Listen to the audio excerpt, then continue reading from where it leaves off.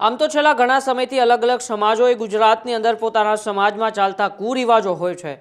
પોતાના સમાજની અંદર વધારે પડતી દેખાદેખીના લીધે મધ્યમ વર્ગ અને ગરીબ વર્ગના લોકો જે દેવાદાર થતા જાય છે તેને લઈને અલગ અલગ સમાજો એ મેદાને આવ્યા છે અને પોતાના અલગ નિયમ બનાવ્યા છે। પરંતુ ગત 4 જાન્યુઆરીના રોજ ઓગળધામ ખાતે ઠાકોર સમાજ સમગ્ર એકઠો થાય છે અને પોતાના સમાજનું 16 મુદ્દાઓ સાથે બંધારણ રાખે છે।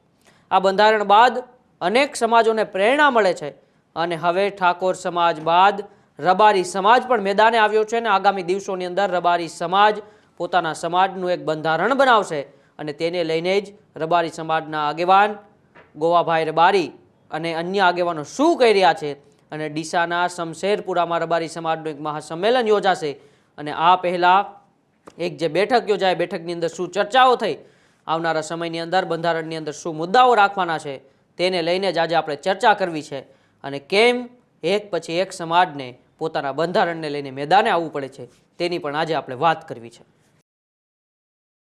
ડીસાના શમશેરપુરામાં રબારી સમાજનું એક મહાસંમેલન યોજાવાનું છે। બનાસકાંઠા, વાવ, થરાદ અને પાટણ જિલ્લાના લોકો તેમાં જોડાવાના છે।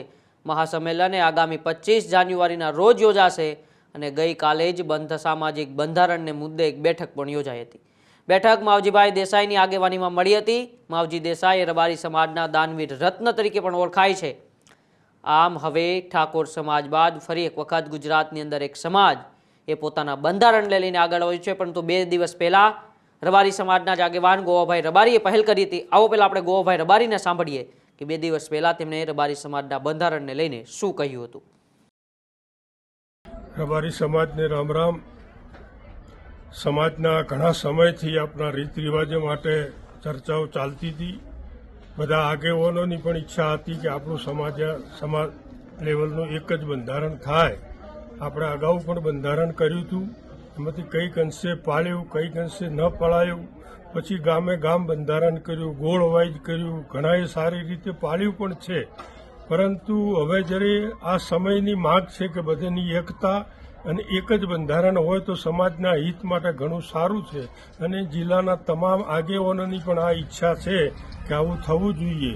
તો બનાસકાંઠા જિલ્લો અને વાવ થરાદ જિલ્લો દરેક રબારી સમાજના ગામે ગામના આગેવાનોને મારી વિનંતી છે કે આપ આપણા ગામે ગામ એકતા કરો અને આપણા સૂચનો લો, કેવી રીતે બંધારણ એકતા કરવી એ બધું જ તમે ગામે ગામ તાલુકા વાઇઝ બધું મેળવી અને થોડા દિવસ પછી સામૂહિક બંને જિલ્લાનો એક સંમેલન બોલાવી અને એની અંદર આપણા જે આ બધામાંથી સૂચનોના મુદ્દા બનાવી અને એક જ બંધારણ આખા સમાજમાં રહે, સમાજના હિતમાં છે, નાના માણસના હિતમાં છે અને બાકી શિક્ષણ તરફ વધુ સમાજ વળે એ જાતના આપણા પ્રયાસો છે।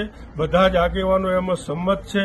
આવતીકાલે પણ મીટિંગ રાખે છે, પણ હું બહારગામ છું એટલે હાજર નથી, પરંતુ મારી સમાજને દરેકને વિનંતી છે કે આપ આપના ગામે ગામ દરેક સૂચનો ગામની એકતા બંધારણ એક થઈને પાળવું છે એવી મક્કમતા કરો, તાલુકા લેવલે મક્કમતા કરો અને પછી સામૂહિક ભેળા થઈને આપણા બધા જ મુદ્દા સામૂહિક મૂકશું અને બધા પાળશું એવી આશા અને અપેક્ષા છે।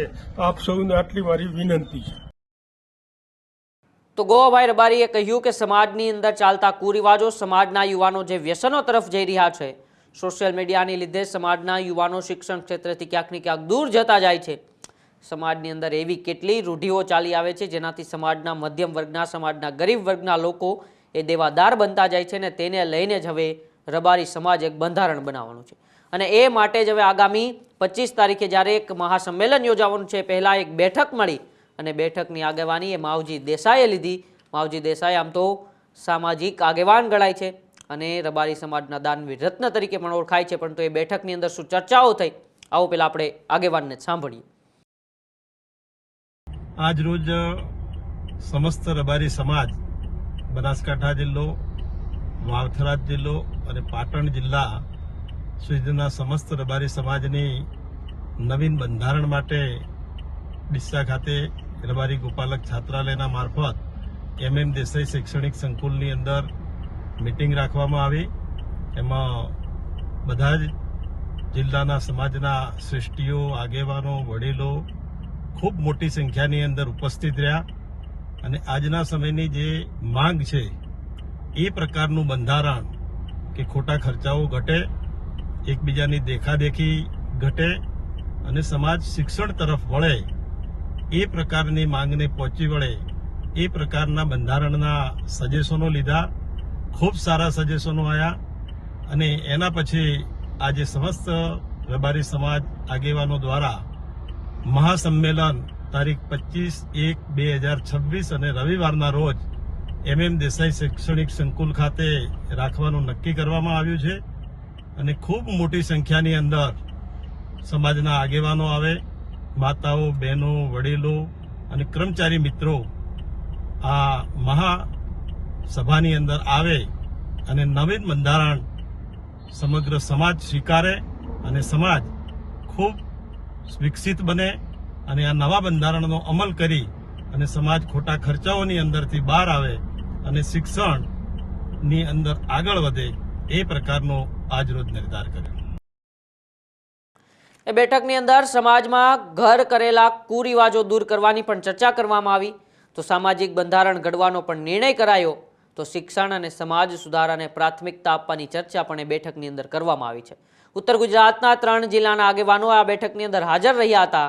રબારી ગોપાલક છાત્રાલયમાં આ બેઠક યોજાઈ. MS દેસાઈ શૈક્ષણિક સંકુલ ખાતે તેમનું આયોજન થયું. વડીલો, યુવાનો અને ટ્રસ્ટીઓ પણ આ બેઠકની અંદર જોડાયા હતા. ઠેર ઠેર સમાજ સુધારાની ઝુંબેશ શરૂ કરવામાં આવી. શૈક્ષણિક વિકાસ પર પણ ખાસ ભાર મુકાયો. તો સાથે સાથે કુરિવાજો સમાજને પાછળ ખેંચે છે તેવું પણ આગેવાનોએ કહ્યું. મહાસંમેલનના મહત્વના નિર્ણયો લેવાશે. 3 જિલ્લામાં એકરૂપ બંધારણ ઘડાશે તેવું પણ આગેવાને જાહેરાત કરી દીધી છે. તો રબારી સમાજમાં નવી દિશાની એક શરૂઆત કરવાની છે અને એવું પણ ત્યાંના આગેવાનોએ જણાવ્યું. તો હવે ઠાકોર સમાજ બાદ રબારી સમાજ પણ મેદાને આવ્યો છે.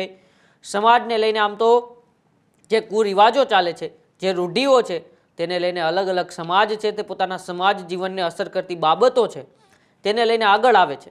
ભરવાડ સમાજ પણ થોડા સમય પહેલાં મેદાને આવ્યો હતો. એ પહેલાં આહિર સમાજ આવ્યો હતો અને હવે ઠાકોર સમાજે ગત 4 જાન્યુઆરીએ ઓગળધામ ખાતે પોતાનું બંધારણ રચીને સમગ્ર રાજ્યની અંદર દરેક સમાજોને પ્રેરણા આપી અને હવે ઠાકોર સમાજ બાદ રબારી સમાજ પણ મેદાને આવ્યો છે. રબારી સમાજે પણ આહવાન કરી દીધું છે કે આવનારી 25 તારીખે એક મહાસંમેલન એ ડીસાના શમશેર ખાતે યોજાશે અને ત્યાં સમાજનું બંધારણ ઘડવામાં આવશે અને સમાજના બંધારણની અંદર એ મહત્વના નિર્ણયો લેવાશે જેનાથી સમાજના લોકો દેવાદાર ના બને, સમાજના યુવાનો વ્યસનો તરફ ના જાય, સમાજના જે પણ અત્યારે ચાલતા કુરિવાજો છે તે દૂર થાય, તેને તિલાંજલિ આપવામાં આવે તે માટે એક મહત્વનું મહાસંમેલન એ ઉત્તર ગુજરાતના 3 જિલ્લાઓનું યોજાવાનું છે અને તેને લઈને જ આ બેઠક યોજાઈ હતી. બેઠકની અંદર આગેવાનોએ ચર્ચા પણ કરી હતી. જોવાનું એ રહેશે કે આવનારી 25 તારીખે હવે ઠાકોર સમાજ બાદ રબારી સમાજના એ મહાસંમેલનની અંદર બંધારણમાં કયા કયા મુદ્દા મૂકવામાં આવે છે. પરંતુ તમારો આ બાબતે શું માનવું છે કે દરેક સમાજે પોતાના બંધારણને લઈને પહેલ કરવી જોઈએ કે નહીં? અમારા કોમેન્ટ બોક્સમાં અચૂકથી જણાવજો. બાકી જોતા રહો ન્યૂઝરૂમ ગુજરાત, ગુજરાતનો ગર્જનાદ. નમસ્કાર.